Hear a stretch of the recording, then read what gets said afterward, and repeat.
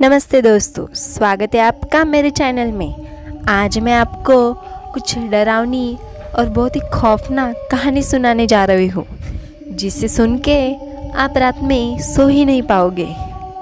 तो चलिए शुरुआत करते हैं आज की पहली कहानी को। अभिशप्त हवेली। गांव के एक कोने में घने जंगल के पास एक पुरानी हवेली खड़ी थी। इसे लोग अभिशप्त हवेली कहते थे। बचपन से सुनते आए थे कि वहाँ कुछ अजीब होता है। लोग कहते थे कि जो भी उस हवेली के अंदर गया वो कभी लौट कर नहीं आया। गांव के लोग दिन ढलने से पहले उस तरफ जाना बंद ही कर देते थे। पर कबीर को ऐसी कहानियों पर यकीन ही नहीं था। उसने ठान लिया कि वो खुद उस हवेली के रहस्य पता लगाएंगे। एक रात उसने फैसला किया।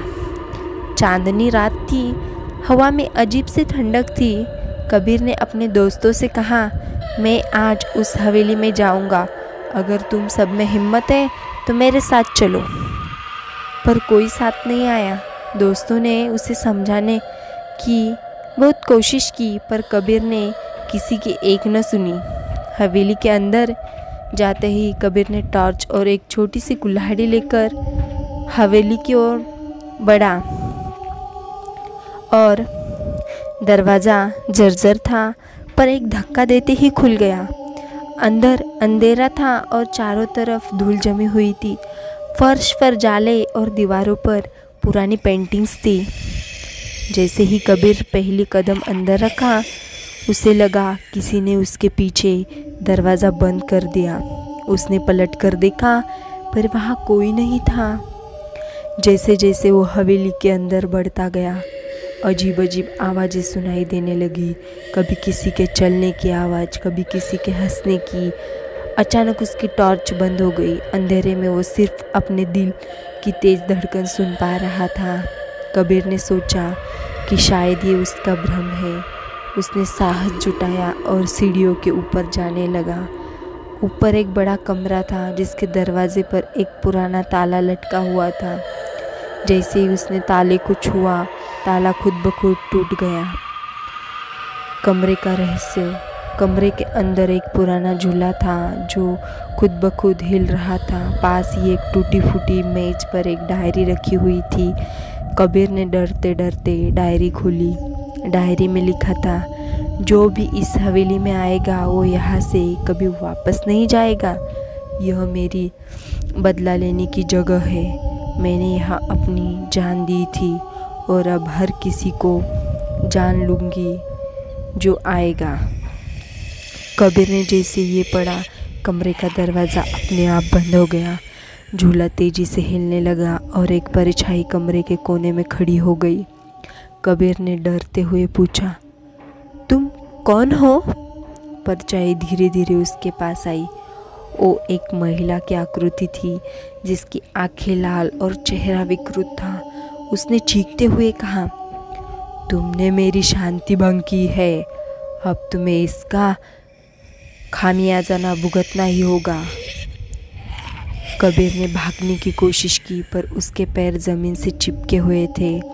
उसकी चीख हवेली के बाहर तक गूंज रही थी, पर कोई उसे बचाने के लिए नहीं आया। सुबह जब गांव वालों ने हिम्मत जुटाकर हवेली के अंदर देखा, तो उन्हें सिर्फ कबीर की डायरी मिली। डायरी की आखिरी पन्ने पर लिखा था, जो इस हवेली में आएगा वो मेरी तरह ख़त्म हो जाएगा। यहाँ से कोई नहीं बच सकता। उसके बाद से कोई भी उस हवेली के पास जाने की हिम्मत नहीं कर पाया। कहते हैं आज भी रात में उस हवेली से किसी न किसी के हंसने और चीखने की आवाज़ आती है।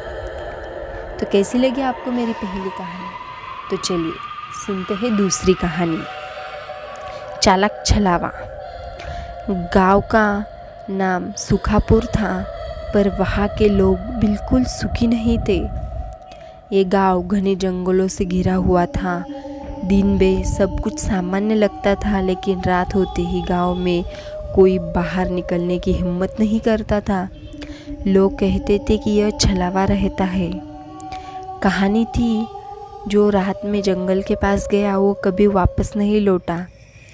गांव वालों को बस इतना पता था कि छलावा इंसान का रूप लेता है और जब तक आप पहचान नहीं पाए तब तक बहुत देर हो चुकी होती है। एक दिन गांव में एक अजनबी आया। उसका नाम रघु था। उसने गांव के बीचों बीच एक छोटी सी दुकान खोलने की सोची और लोगों ने उसे जंगल और छलावा की कहानियां बताई, लेकिन रघु ने इसे सिर्फ एक गढ़ी हुई बात मानकर टाल दिया। उसने गांव वालों से कहा, मैं किसी छलावा से नहीं डरता, यह सब बस अंधविश्वास है। रघु ने अपनी दुकान ठीक ठाक बना ली और काम शुरू कर दिया। सब कुछ ठीक चल रहा था, लेकिन एक रात जब रघु दुकान बंद करके अपने घर लौट रहा था, उसने देखा कि एक बूढ़ी औरत जंगल के पास खड़ी है और वो रो रही थी। रघु ने सोचा, इतनी रात में यहाँ क्या कर रही है? उसे पास जाकर पूछा, अम्मा आप यहाँ क्यों खड़ी हो? बूढ़ी औरत ने धीमी आवाज में कहा, मेरा बेटा खो गया है, क्या तुम मेरी मदद करोगे? रघु ने बिना सोचे समझे उसकी मदद करने की ठानी और उसे जंगल के अंदर ले जाने लगा। लेकिन जैसे ही वो थोड़े आगे बढ़ा, उसे महसूस हुआ कि बूढ़ी औरत की परछाई नहीं है।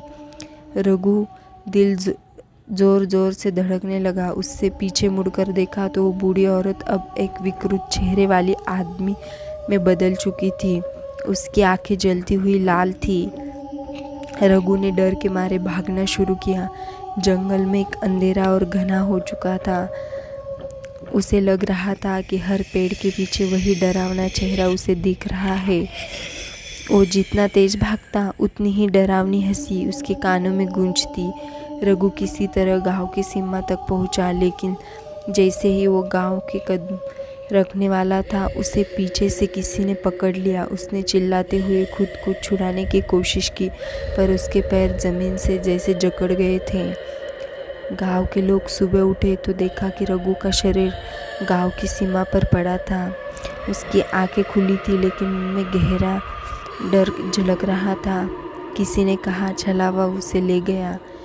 लोगों ने रघु के शरीर को दफना दिया, लेकिन उसके बाद से गांव और भी अजीब घटनाएं होने लगी। जो लोग जंगल के पास गए, उन्होंने रात में किसी को मदद के लिए पुकारते सुना।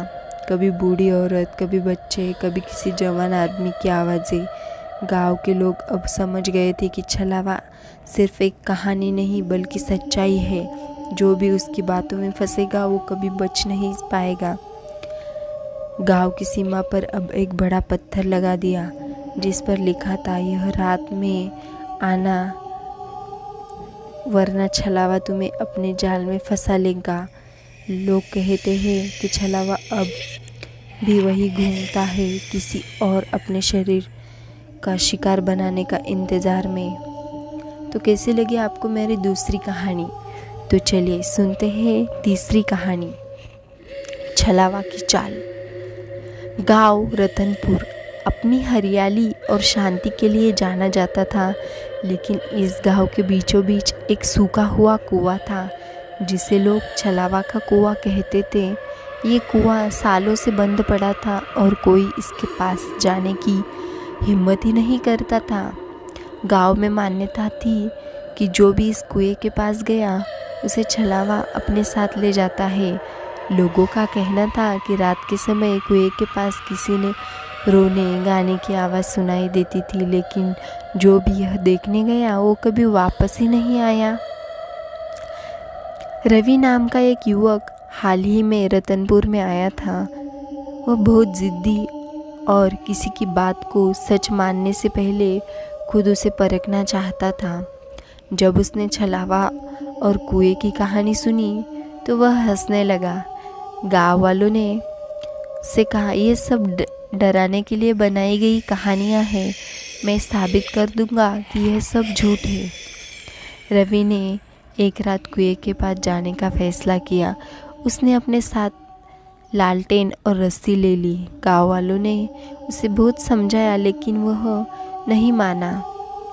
जब रात का तीसरा पहर आया तो रवि कुएं के पास पहुंचा। वह अजीब सा सन्नाटा था, हवा भी जैसे थम सी गई हो। अचानक किसी के गाने की धीमी आवाज़ सुनाई दी। ये आवाज़ कुएं के अंदर से आ रही थी। रवि ने कुएं के अंदर झांकने की कोशिश की, लेकिन अंधेरे के अलावा कुछ नहीं दिखाई दिया। उसने अपनी लालटेन नीचे लटकाई और उसे लगा कि कुएं के अंदर कोई परछाई हिल रही है। कौन है वहाँ? रवि ने जोर से पूछा। कुएं के अंदर से एक आवाज़ आई, मुझे बचा लो, मैं यहाँ बहुत सालों से फंसा हूँ। रवि को विश्वास नहीं हुआ। उसने रस्सी नीचे फेंकी और कहा, पकड़ो, मैं तुम्हें ऊपर खींचता हूँ। जैसे उसने ये खींचनी शुरू की, उसे रस्सी का वजन बढ़ता हुआ महसूस हुआ। धीरे धीरे एक औरत का चेहरा कुएं से बाहर निकला। औरत बहुत ही खूबसूरत थी, लेकिन उसकी आंखें अजीब सी चमक रही थी। औरत ने रवि से कहा, तुमने मेरी मदद की, अब तुम्हें इनाम दूंगी, चलो मेरे साथ। रवि ने पूछा, तुम कौन हो और यहाँ क्यों थी? औरत मुस्कुराई और बोली, मैं वो हूँ जो इस कुएं में कैद थी, अब मैं आज़ाद हूँ। रवि को समझ नहीं आया कि वो क्या करे। अचानक औरत ने उसका हाथ पकड़ लिया और रवि को लगा कि उसका शरीर ठंडा पड़ने लगा। उसने हाथ छुड़ाने की कोशिश की, लेकिन औरत को पकड़ बहुत ही मजबूत थी। अगली सुबह रवि गांव में नहीं लौटा तो लोग उसे ढूंढने के लिए कुएं के पास गए। उन्हें रवि का लालटेन और रस्सी मिली, लेकिन रवि का कोई नामो निशान नहीं था। कुछ दिनों बाद गाँव वालों ने रात में रवि की आवाज़ सुना।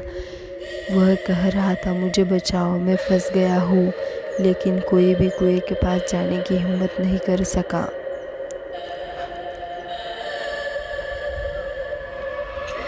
चलिए सुनते हैं आज की चौथी कहानी, छलावे का गांव। जंगल के बीच बसा अंधेरा गांव एक समय हंसी खुशी से भरा था। लोग अपनी खेती बाड़ी में व्यस्त रहते थे और रात को चौपाल पर किसी कहानियों का दौर चल रहा था। लेकिन फिर एक घटना ने पूरे गांव की जिंदगी बदल दी। गांव के बीचों बीच एक पुराना पीपल का पेड़ था।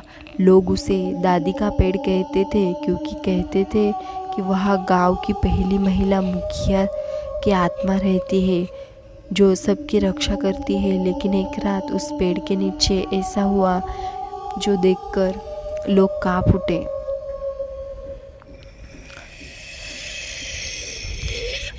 गांव का एक लड़का जीतू देर रात तक चौपाले से लौट रहा था। उसने देखा कि पीपल के पेड़ के नीचे कोई खड़ा है। अंधेरे में वो समझ ही नहीं पाया कि वो कौन है।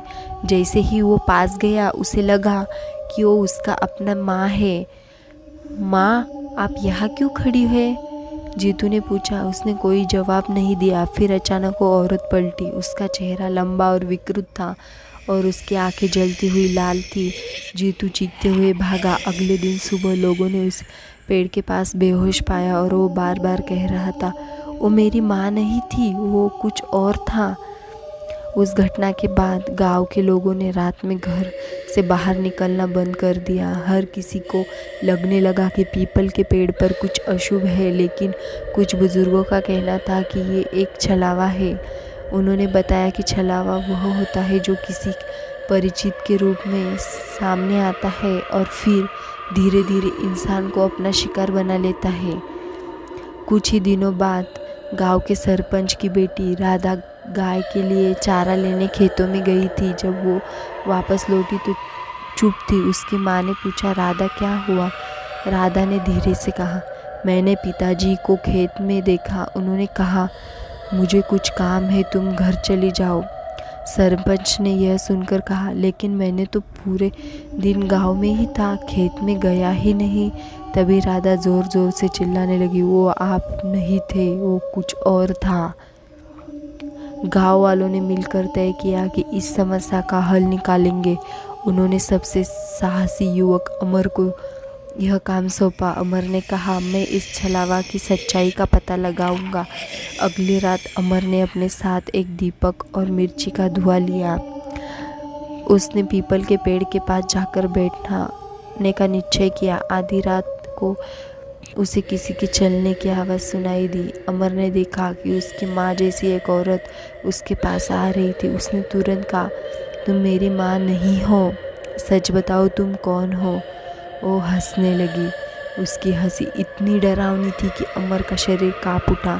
तभी उसने मिर्ची का धुआं उस पर फेंका। औरत ने चीखते हुए कहा, तुम मुझे नहीं रोक सकते, मैं इस गांव का हिस्सा हूँ और हमेशा रहूँगी। ये कहते हुए वो गायब हो गई। अगले दिन अमर ने गांव वालों को बताया कि छलावा दरअसल उस पीपल के पेड़ से जुड़ा है। पुराने समय में एक महिला को इस पेड़ के नीचे गलत तरीके से मार दिया गया था। उसकी आत्मा अब छलावा का रूप लेकर लोगों को अपने जाल में फंसा रही है। गांव के बुजुर्गों ने मिलकर पूजा पाठ करवाया और उस पीपल के पेड़ को सील कर दिया। उसके बाद गांव में धीरे धीरे शांति लौट आई। लेकिन अब भी कहते हैं अगर रात में कोई उस पेड़ के पास गया तो छलावा उसकी तलाश में वापस आ सकता है। गांव के बाहर एक पत्थर लगा दिया गया। पीपल के पेड़ के पास रात में न जाए, छलावा अब भी आसपास हो सकता है। लोग आज भी उस पत्थर को पढ़ते हैं और दूर से ही डरते हुए वहां से गुजरते हैं।